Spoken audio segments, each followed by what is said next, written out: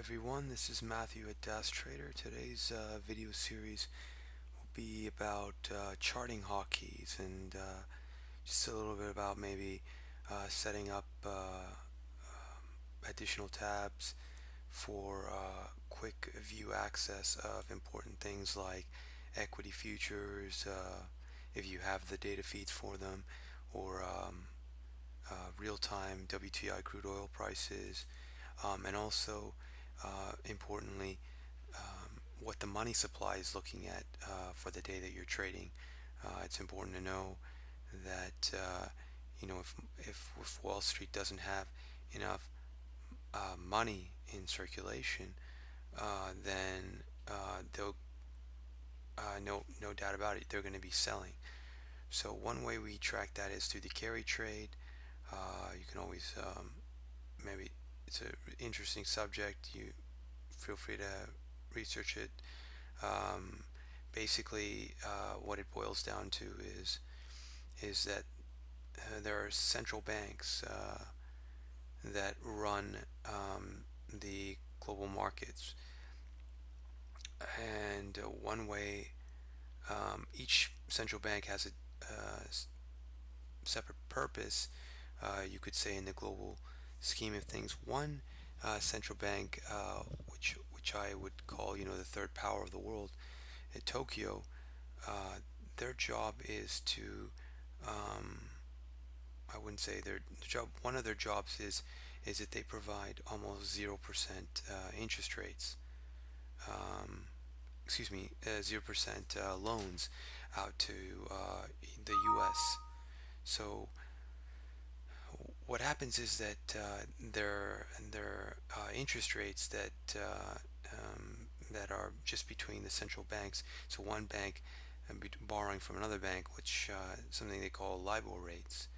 And one way, obviously these are whistle prices, but one way you could actually know the LIBOR rates is if you know what's happening with the currencies. If during this 5 minutes, or this 12-hour or 8-hour chart, what's happening to the yen, you can deduce by that how well,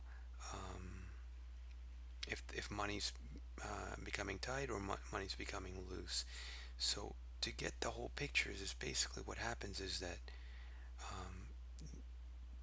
U.S. will come over to Bank of um, Bank of Japan and will say, okay, well, give me, they give them practically 0% interest rates.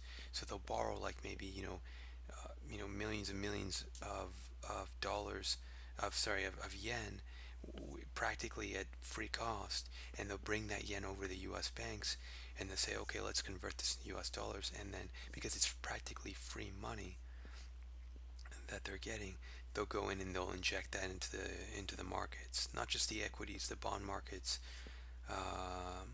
the treasuries, the futures, whatever it may be. Um, that's generally how it's been working for. This isn't like a year thing. It's just generally how it's been working for several years in the stock market, over 30 some odd years. This has been happening. So it's nice to be able to, in DAS, to do the forex chartings and be able to say, okay, well, how is JBP doing?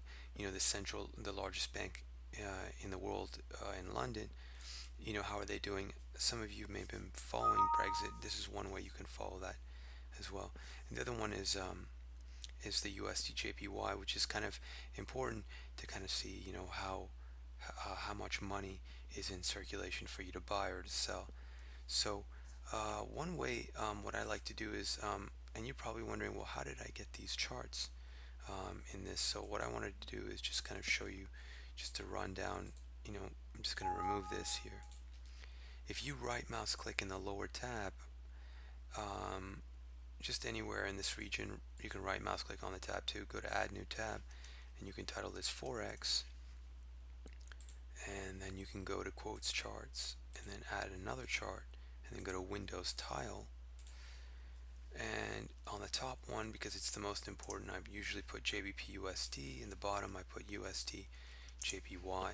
And you can kind of study this by yourself and see, some of the trends on how it's influencing the stock market. But you'll kind of generally see that when USD JPY is in a bullish stance, that the US market will also prop up, because basically they have some free money that is loaned out at very close to 0% interest rates, and they'll go in, they'll convert that to USD, and they'll buy things in the market. Somebody will come in and say, okay, well, the stock market's gone up. Well, how does it go up? How do people have money to buy certain things? And so, if somebody gives you 0% interest loan, generally the nature of the beast is they're going to go take that free money and they're going to inject into the capital markets over here in the US. So with USDJPY, I always like to configure my number decimals to 3, because that's generally how the forex for USDJPY works. And these other ones like JBP USD, the way these work, these are set on 5 digits, because you can actually see those digits far out. And the other thing is I put in here, I have the E-mini crude oil prices. I set these for QM, which is the E-mini's WTI crude oil prices, and the pound ES for equity futures. So on Sunday, for example, if I wanted to see, because these things run 24 hours a day, Sunday afternoon through Friday 5 p.m., I want to kind of get an idea of how the oil market is. Sometimes I may be trading stocks like, for example, MRO, not me particularly, but traders, institutional bankers may be trading these things. And so you want to understand, well, how does MRO work? MRO works, tick by tick off the crude oil prices. So understanding that and learning that